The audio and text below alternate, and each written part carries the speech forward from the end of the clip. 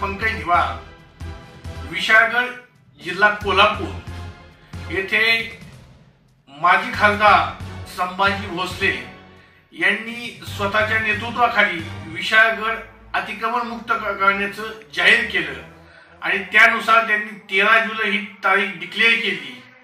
परंतु शिवभक्तांच्या म्हणण्यानुसार त्यांनी ती तारीख पोस्टपोन करून 14 जुलै केली आणि त्या दिवशी त्यांच्या नेतृत्वाखाली त्यांनी विशाळगडाकडे कूच केली. त्यांच्या सोबतच्या जमावाने विशाळगडाच्या पायथ्याशी असलेल्या गजावर या गावात, जिथं मुस्लिम बहुल गाव आहे त्या ठिकाणी राहणाऱ्या जवळपास मुस्लिमांच्या घराची एवढी मोठी तोडफोड करण्यात आलेली आहे की त्या सरकारी आकडेवारीनुसार पाहिलं तर 42 घर बेचिराख केलेली त्यांनी. त्याचबरोबर 28 दुचाकींचं नुकसान केलेलं आहे.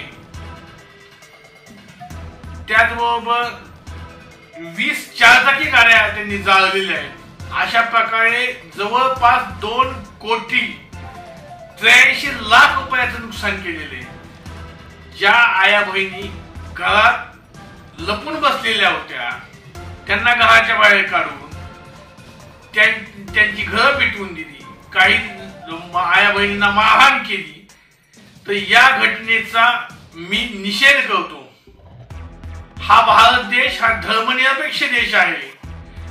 इथं कुठेही राजेशाही नाही तर इथं लोकशाही आहे. त्यामुळे इथं प्रत्येक धर्मीय गुण्यागोविंदाने नांदत असतात.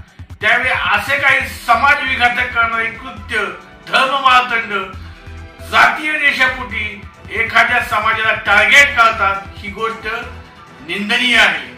या घटनेचा आम्ही निषेध करतोच.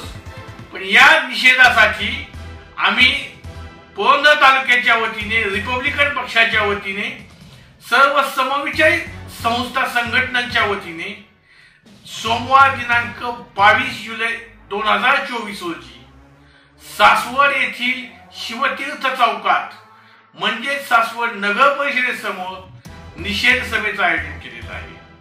तर माझी सर्व बंधू भगिनींना विनंती आहे की म्हातारे मेल्याचं दुःख नाही पण काळ सोपवता कामा नये. बाबासाहेबांनी सांगितलेले 100 वर्ष जगण्यापेक्षा एक दिवस वाघ होऊन जगा, त्या उक्तीप्रमाणे अन्यायाला आता वाचा फोडली पाहिजे. कमीत कमी आपण लोकशाहीच्या मार्गाने निषेध तरी नोंदवला पाहिजे. कारण हे धर्म मार्तंड आपल्या अन्याय अत्याचार करतच राहणार आहेत. आपल्या मागण्याच आहेत की या घटनेतील जे कोण आरोपी असतील त्यांना तात्काळ अटक करावी. या दंगलीमध्ये ज्या कुटुंबांचं नुकसान झालंय त्यांना शासनाने प्रत्येकी 10 लाख रुपये मदत जाहीर करावी. ज्या मस्जिदीची तोडफोड केलेली आहे ती मस्जिद शासनाने परत उभा करून द्यावी. तर यासाठी सर्वांनी सकाळी 10:30 वाजता सासवड येथील नगर परिषदेसमोर सोमवारी बहुसंख्येने जमावं. जय भीम.